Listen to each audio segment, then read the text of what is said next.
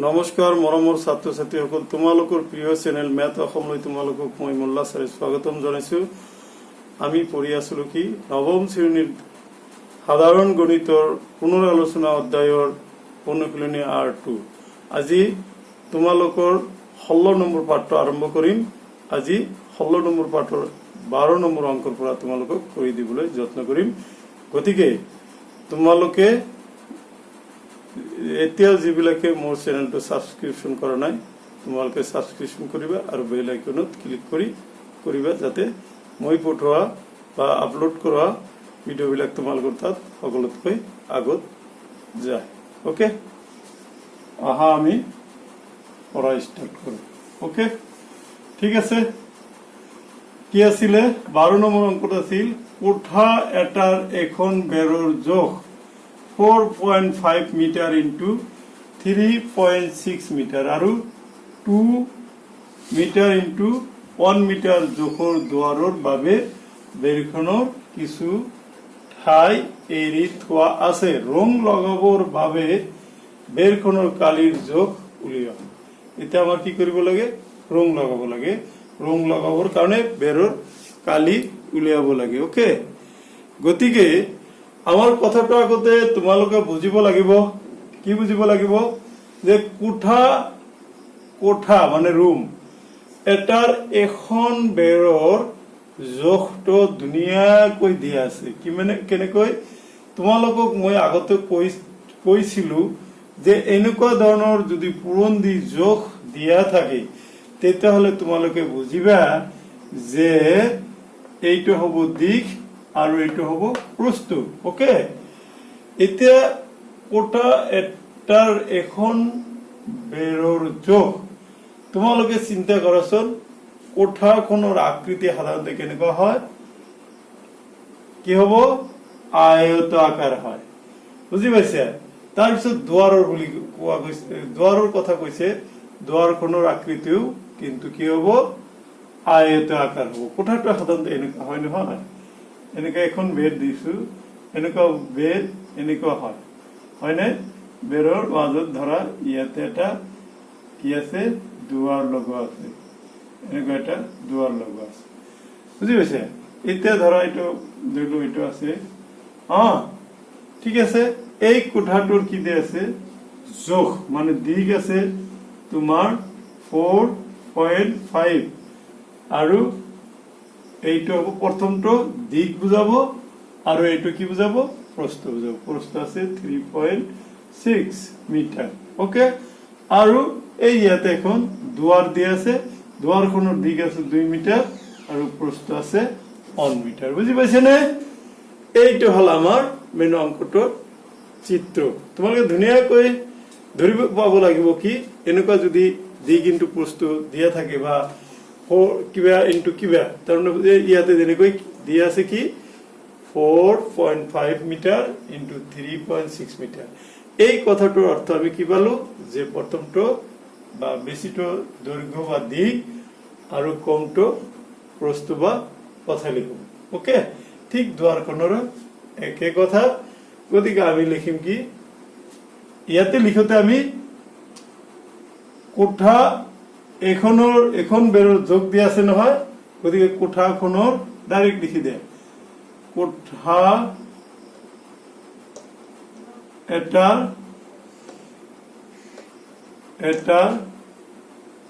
এখন বেৰৰ কালি কি হ'ব? কালিটো লৈ লওঁ। কালিৰ কথা ইয়াতে উল্লেখ কৰিছে। ৰং এতিয়া কি কৰিছে? এই বেৰত ৰং কৰিব কিন্তু দুৱাৰত ৰং লগাব নালাগে। এতিয়া আমি কি কৰিব লাগিব? এই যে তোমাৰ ডাঙৰ যিটো বেৰৰ পৰা তুমি কি কৰিবা? দুৱাৰখনৰ বেৰৰ কালি আগতে উলিয়াই লোৱা, তাৰপিছত দুৱাৰখনৰ কালি উলিয়াবা। দুৱাৰৰ কালিৰ পৰা বেৰৰ কালি বিয়োগ কৰিলে বাকী থকা এই যে ৰং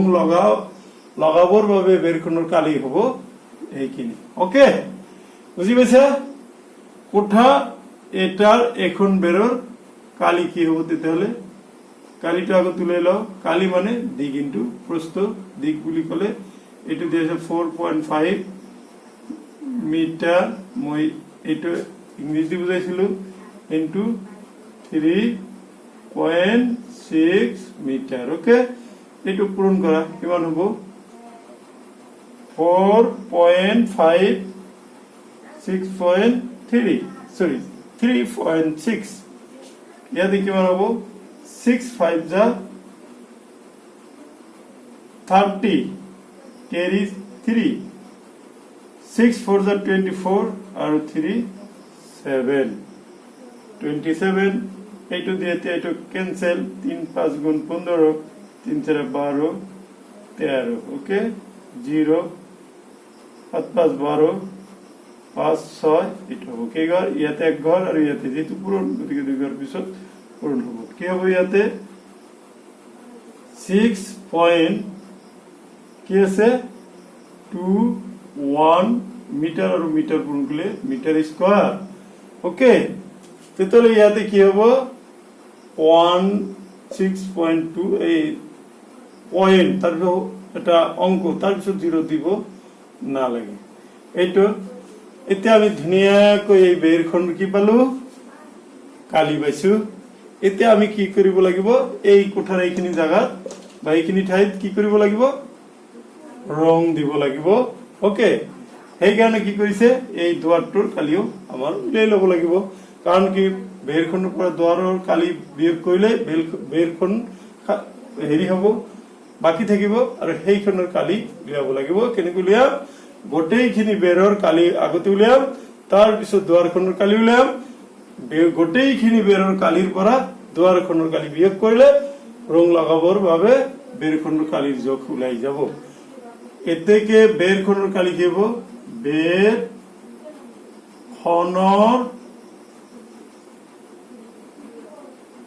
বেৰখনৰ কি কৈছে দুৱাৰৰ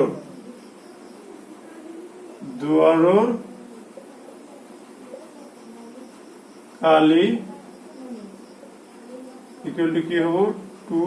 metre into 1 metre okay 2 metre into 1 metre তলত লিখি দিও চিত্ৰটো মুছামুছি নকৰো তলত লিখি দিও কালি হ'ব কিমান 2 মিটাৰ এই যে ইয়াতে যোগটো দি আছে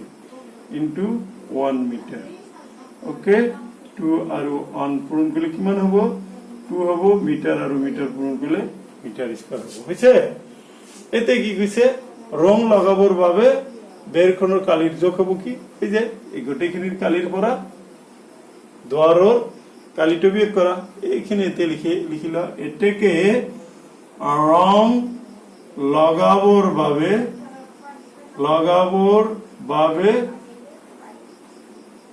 কি আছে ৰং লগাবৰ বাবে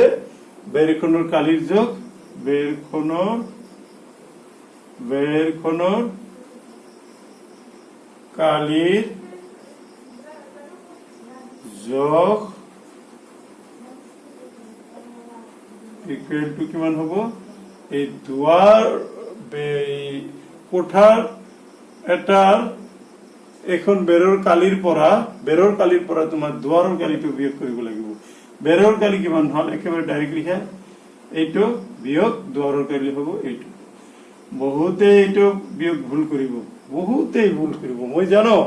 কিন্তু সেই ভুলটো ৰখিবৰ কাৰণে মই দেখা কি কৰিছো বিয়োগ 16.2 ৰ পৰা আমাৰ কি বিয়োগ কৰিব লাগে 2 ইয়াতে নহয় দে 2 টো পূৰ্ণ সংখ্যা সেই কাৰণে ইয়াতে লিখিবা পয়েন্ট এখন না থাকিলে 0 দি বিয়োগ কৰা 214 বুঝি পাইছা এক ঘৰ পিছত দেখাবি গতিকে 14.2 মিটাৰ স্কয়াৰ হ'ব গতিকে অঙ্কটাত আমি কি কৰিবা সহজ অঙ্ক জাস্ট তোমালোকে বুজি পাব লাগিব প্ৰথমে তোমালোকে কি কৰিব লাগিব বেৰখনৰ গোটেইখিনি বেৰৰ কালি উলিয়াবা তাৰ পিছত কি কৰিবা দুৱাৰৰ কালি উলিয়াবা তাৰ পিছত স্টেপটো হ'ব বেৰৰ কালিৰ পৰা দুৱাৰৰ কালি বিয়োগ কৰিলে ৰং লগাবৰ বাবে বেৰখনৰ কালিৰ জোখ উলাই যাব ওকে ঠিক আছে আমি আহো 13 নম্বৰ অঙ্কলৈ ওকে 13 নম্বৰ অঙ্কটোত কি আছে এডাল তাঁৰেৰে 10 সেন্টিমিটাৰ বাহু বিশিষ্ট বৰ্গ এটি বনোৱা হয় যদি তাৰ ডালেৰে এটা আয়ত বনোৱা হয় যাৰ দিক 12 সেন্টিমিটাৰ তেন্তে আয়তটোৰ প্ৰস্থ কিমান কোনটো ক্ষেত্ৰৰ কালি অধিক বৰ্গৰ নে আয়ত তাৰ মানে কি কৰিছে তোমালোক প্রথম এটা তার আছে না এটা তার আছে এই তার দি বর্গ বনাইছে হলে বর্গ এটা তৈরি করা হয়েছে সেই বৰ্গৰ সেই তাৰ দি যে বৰ্গ যে বনোৱা হল সেই তাৰ দি আকৌ এটা আয়ত বনোৱা হৈছে যাৰ দিক হৈছে কিমান 12 সেন্টিমিটাৰ ওকে এতিয়া আয়তটোৰ বস্তু উলিয়াব লাগে মানে প্ৰথমতে ধৰা ইমানখিনি 10 সেন্টিমিটাৰ বাহু বিশিষ্ট এটা বৰ্গৰ যদি এটা বৰ্গৰ বাহু লৈছে 10 সেইটোৰ বৰ্গৰ আমি সীমাটো উলিয়াই লওঁ পৰিসীমাটো উলিয়াই লৈ তাৰ পিছত এই যিখিনি পৰিসীমা হল নহয় সেই পৰিসীমাখিনিয়ে আয়তটোৰ পৰিসীমা হ'ব তেতিয়াহ'লে বৰ্গৰ পৰিসীমা সমান সমান আয়তৰ পৰিসীমা হ'ব গতিকে সেই আয়তৰ পৰিসীমা আছে আৰু দিক আছে তাৰ পৰা আমি বস্তুটো উলিয়াব লাগিব বস্তুটো হৈ গ'ল নহয় তাৰ পিছত কালি উলিয়াব আয়তৰ কালি আৰু বৰ্গৰ কালি উলিয়ালে দেখা যাব যে কোনবা এটাৰ বেছি আৰু কোনবা এটাৰ কম হৈছে দেখা ইয়াত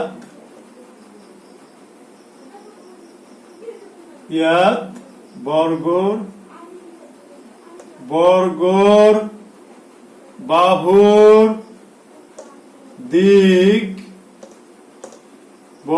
বাহুৰ দিক আছে কিমান 10 সেন্টিমিটাৰ ওকে গতিকে বৰ্গৰ পৰিসীমা কিমান হ'ব বৰ্গৰ পৰিসীমা উলাব লাগে বুজি পাইছা ইয়াতে কিন্তু তোমালোকে প্ৰথমতে পৰিসীমা উলাবা তাৰ পিছত কালি উলাবা বৰ্গৰ পৰিসীমাৰ সূত্ৰটো কি আছিল মন কৰাচোন আমাৰ ভিডিঅ'ত দিয়া হৈছিল মানে পৰিসীমাটো কিমান 4 ইনটু বাহুৰ দিক এটা বাহুৰ দিক বা বাহুৰ দিক দিব পাৰা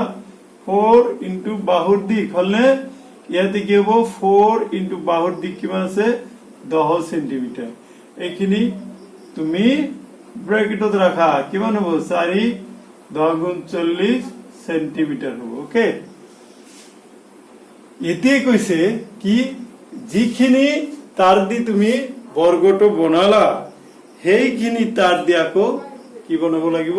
আয়ত বনাব মানে বৰ্গৰ পৰিসীমা is equal to আয়তৰ পৰিসীমা ওকে therefore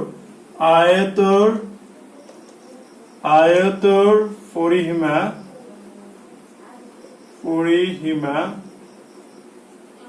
equal to আয়তৰ পৰিসীমাটো কি বৰ্গৰ পৰিসীমাৰ সমান হ'ব বৰ্গৰ পৰিসীমা হ'ব ওকে তেতিয়াহ'লে বৰ্গৰ পৰিসীমা আমি কিমান পালো 40 সেন্টিমিটাৰ পাইছো দেই পাইছো না এতিয়া হ'ব আকৌ কি আয়তৰ পৰিসীমা কিমান দিয়া পালো নহয় এতিয়া আয়তৰ কি দিয়া আছে আয়তৰ দিক হয়নে ইয়েস দিকটো কিমান আছে 12 সেন্টিমিটাৰ ওকে গতিকে আয়তৰ পৰিসীমাৰ ফৰ্মুলাটোৰ পৰা আমি হেই পাম আয়তৰ পৰিসীমা গতিকে আয়তৰ পৰিসীমা equal to কি কিমান পালো আয়তৰ পৰিসীমা আমি 40 পাইছো এই ইয়াতে আয়তৰ পৰিসীমা 40 সেন্টিমিটাৰ আয়তৰ পৰিসীমাৰ সূত্ৰটো কি 2 ইনটু দিক যোগ প্ৰস্থ equal to 40 সেন্টিমিটাৰ এতে চোৱাচোন 2 ইনটু দিগৰ মান কিমান আছে নহয় দিগৰ মাপ 12 সেন্টিমিটাৰ প্লাস প্ৰস্থটো আমাৰ উলিয়াব লাগে ওকে সেন্টিমিটাৰটো দিয়া এতে কি হ'ব আৰু ওপৰত লিখো এইটো কি হ'ব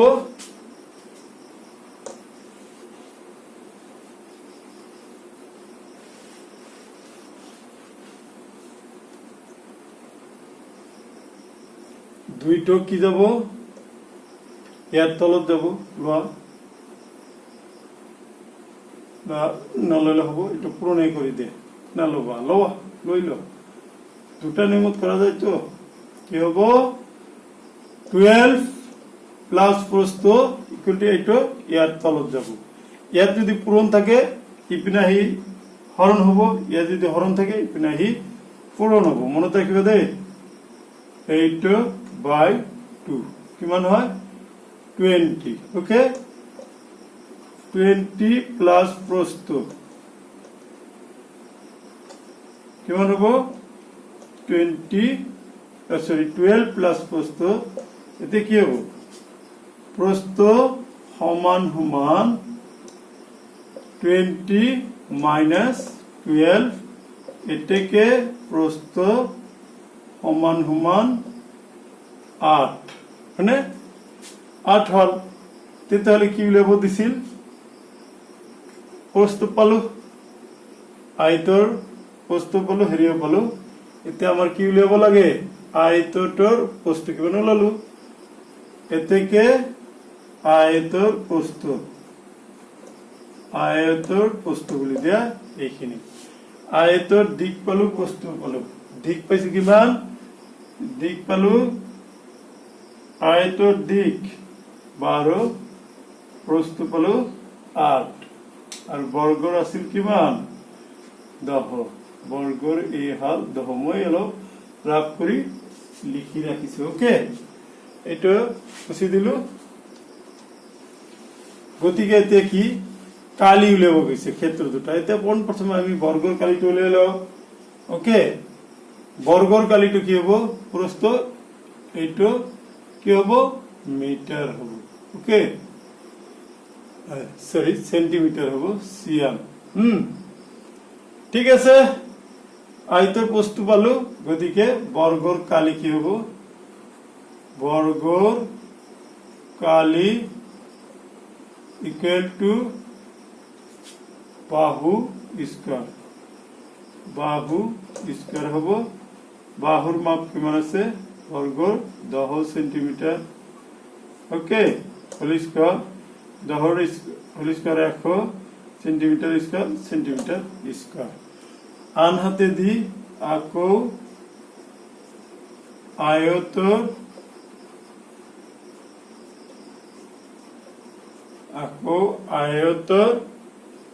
কালি কি আয়তৰ কালি আমি কি পঢ়িছিলো দিক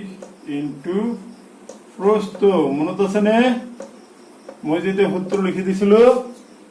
কি আছিল দিক পূৰণ প্ৰস্থ তেতিয়ালে ইয়াৰ দিক আছে কিমান 12 পূৰণ প্রস্থ কিমান আছে বি আছে কিমান 8 সেন্টিমিটার পূরণ করলে সেন্টিমিটার স্কয়ার 8 12 গুণ 96 হয়নে 8 গুণ 16 8 9 হল এইখিনি হল কি কাৰ এতিয়া কৈছে কি বস্তু কিমান উলালো কোনটো ক্ষেত্ৰ কালি অধিক গতিকে ইয়াৰ তলত লিখিবা তুমি যেহেতু কি আছে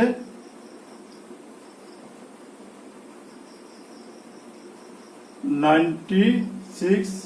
less than 100 বা 100 greater than দিয়া যেহেতু 100 greater than 96 গতিকে 100 কার আছে বর্গর কালি অধিক বর্গর কালি হব অধিক হব ওকে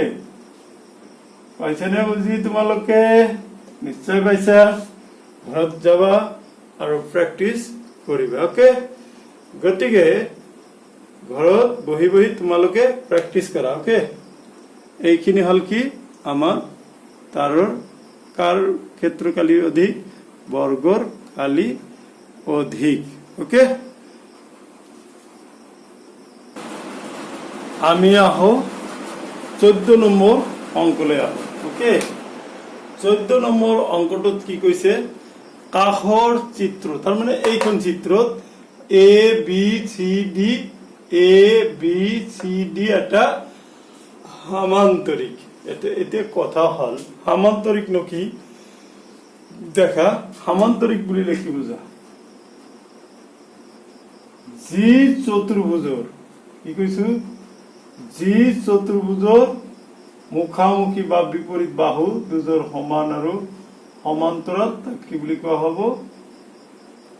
সামান্তৰিক এই বাহু সমান হ'ব এই বাহু সমান হ'ব বুজি পাইছা যি চতুৰ্ভুজৰ বিপৰীত বা মুখামুখি বাহু দুজৰ সমান আৰু সমান্তৰাল তাক কি বুলি কোৱা হয় চতুৰ্ভুজ বুলি কোৱা হয় ঠিক আছে বাৰু এতিয়া আমি আহো চতুৰ্ভুজটো বুজি পাইছো সৰি সামান্তৰিক বুলি কোৱা হয় এতিয়া আমি আহো এ বি আৰু বি সিৰ যোগ যথাক্ৰমে 6 আৰু 4 A B hall 6 centimetre okay A B আৰু বি সি হল 6 এটো আছে 4 সেন্টিমিটাৰ ওকে এই দুটাৰ যোগ আছে এডি ভূমি সাপেক্ষে এডিটো ভূমি সাপেক্ষে বিএফ উচ্চতাৰ যোগ হল এইটো বিএফ উচ্চতাৰ এইটোৰ উচ্চতাৰ যোগ হ'ব কিমান 4.9 সিএম এতিয়া আমাক এবি ভূমি সাপেক্ষে এডিই যোগ কিমান এটো উলিয়াব লাগিব ওকে তোমালোকে মন কৰিছানে এটো সামান্তৰিক বুজাইছে সামান্তৰিকৰ দুটা বাহু দিয়া আছে গতিকে বাকি দুটা বাহু সমান হ'ব এ বি দিয়া আছে নহয় 6 তেতিয়ালে এটো 6 হ'ব এইটো কিমান আছে 4 সেন্টিমিটার এইটো 4 সেন্টিমিটার হ'ব কিয় আমি জানো যে সামান্তৰিকৰ বিপৰীত বাহুবোৰ সমান আৰু সমান্তৰাল ওকে ইয়াত কি দিয়া আছে দেখাছোন ইয়াত এ বি সি ডি সামান্তৰিকৰ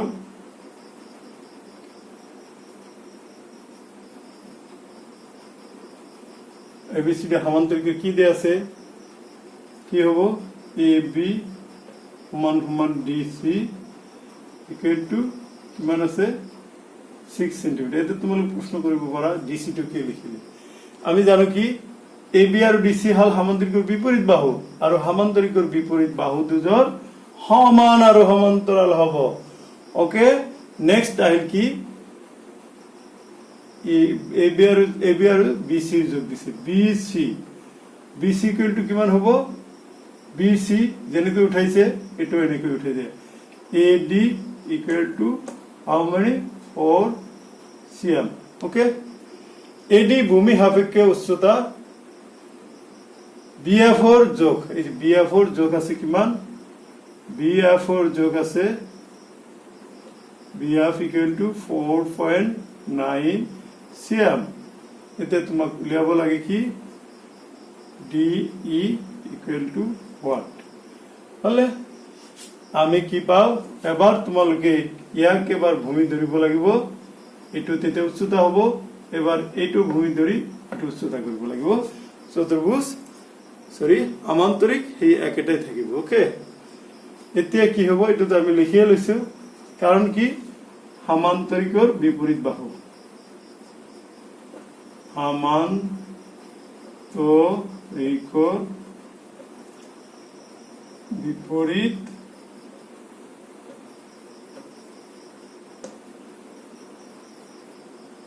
বাহু ওকে সামান্তৰিকৰ এটো কি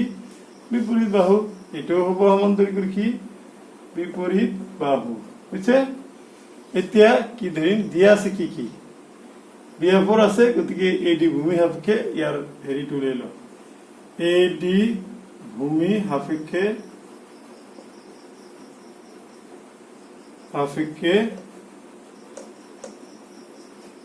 কি হ'ব এবিসিডি সামান্তৰিকৰ কালি এবিসিডি সামান্তৰিকৰ কালি সামান্তৰিকৰ কালিটো কি কে দিছিল ভূমি ইনটু কি সামান্তৰিকৰ কালি কি কেছিল মন কৰাচোন সামান্তৰিকৰ ভূমি থাকে আৰু উচ্চতা থাকে ঠিক এই দুটাক আমি যদি পূৰণ কৰি দিও then we get the area of a parallelogram parallelogram নো কি সামান্তরিকক ইংরেজিত প্যারালোগ্রাম বুলি কোৱা হয় এবিসিডি সামান্তৰিকৰ কালি কি হ'ব ভূমি ইনটু উচ্চতা এই ক্ষেত্ৰত ভূমি কি হৈছে ভূমি কি আছে এডি ভূমি সাপেক্ষে ধৰিব গৈছে এডি হ'ব কি ভূমি আৰু উচ্চতা তেতিয়ালে এডি ভূমি সাপেক্ষে এডি ভূমি উচ্চতা হ'ব বিএফ হল এতে এডিৰ ভ্যালু কিমান পালো কিমান পাইছা 4 সেন্টিমিটাৰ আৰু বিএফ ৰ ভ্যালু কিমান পালা 9.4 সেন্টিমিটার ওকে এটা কিমান হ'ব 9 4 গুণ 36 9 4 4 গুণ 16 আৰু 3 29 একবাৰ পিছত দশমিক এটা প্লেস কৰিব ওকে সামান্তৰিকৰ কালি পালো আকৌ কি কৈছে এবি ভূমি সাপেক্ষে এবি ভূমি সাপেক্ষে কি কি হ'ব এটো লিখি ল এবি ভূমি সাপেক্ষে হ'ব বাৰু এবি ভূমি সাপেক্ষে কি লিখিবা এ বি ভূমি সাপেক্ষে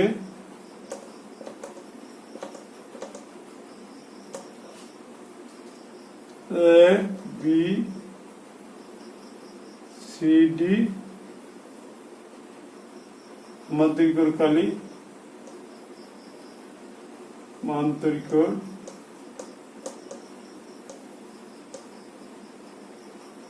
কালি সামান্তৰিকৰ কালি কি হ'ব ভূমি ইনটু উন্নতি ভূমি ইনটু সামান্তৰিকৰ কালিটো কিমান হবে কালিটো পাইছো নহয় 19.6 সেন্টিমিটাৰ স্কয়াৰ এতিয়া কালিৰ ফর্মুলাটো বহাই দিয়া ভূমি ইনটু উচ্চতা হৈছে ভূমি ইনটু উচ্চতা 196 সেন্টিমিটার স্কয়ার ভূমিৰ মান কিমান হ'ব ভূমি কিমান আছে এবিক ভূমি ধৰিব গৈছে না এবি হ'ব উচ্চতা কি হ'ব DE equal to 19.6 centimetre square হৈছে এতিয়া মান বহাই দিয়া ধুনীয়াকৈ মানখিনি বহাই দিয়া আহি যাব হয়নে কি আহিব ধুনীয়াকৈ মান বহাই দিলে আমাৰ এতিয়া কি আহিব ডি এৰ ভ্যালুটো আহি যাব লাগে এতিয়া চাও এবিৰ ভ্যালু কিমান আছে এবিৰ ভ্যালু আমি এবি 6 আৰু ডিই ইকুয়াল টু 19.6 সেন্টিমিটাৰ তো সেন্টিমিটাৰ আছে ওকে সেন্টিমিটাৰটো লিখি দিও এবিৰ কিমান আছে 6 সেন্টিমিটার ওকে তাহলে DE equal to 96 by 6 centimetre square এটো সেন্টিমিটার কিমান হ'ব 6 দি হৰণ কৰিলে আচ্ছা এটো কি হ'ব 6 ৰে হৰণ কৰি দিয়া তেতিয়ালে কি হ'ব 196 तर 60 হ'ব কাটিলে এটো 30 বাৰ যাব কাটিলে এটো কিমান 9 9 8 হয়নে 9 দুগুণ 18 8 দুগুণ 16 এটো কিমান হ'ব কাটিলে 15 বাৰ 2 দিকে কাটিলে 4 দুগুণ 8 9 দুগুণ 8 হলে ডিৰ ভ্যালু কিমান হ'ব ওপৰত লিখো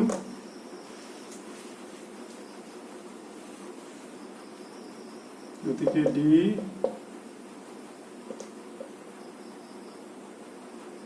49 by 15 cm হবে এটো ভাগ করা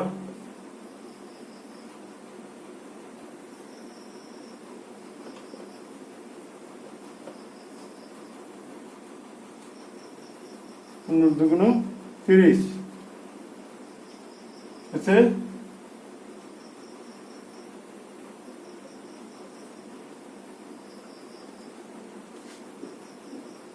ঊনপঞ্চাশ 3 15 45 না যায়, ইয়াতে দশমিক লোৱা শূন্য হব 4 দুগুণ 30 1 ললো দশমিক এটা আহিল 6 15 90 ওকে ইয়াতে 10 হব এনেকৈ আহি থাকিব। গতিকে আমি কি লিখিব পাৰিম 3.266 centimeter. We can write it 3.27 centimeter. হলে এতিয়া 3.27 centimeter বুজি পাইছে নে কেনেকৈ ওলাইছো। কোন প্ৰথমতে তোমালোকে কি কৰিবা, প্ৰথমতে আগতে চিত্ৰৰ পৰা তোমালোকৰ কি আঁকিব দিছে সেইখিনি বুজি লোৱা। বুজি লোৱাৰ পিছত কি লিখিব লাগিব, যি যি দিয়া আছে লিখিলা, তাৰপিছত এইটো সামান্তৰিকৰ সূত্ৰ মতে আমি মানখিনি বহালে আমি অংকটো পাই যাম। ওকে ঠিক আছে, ধন্যবাদ ভিডিওটো চোৱাৰ কাৰণে। ওকে।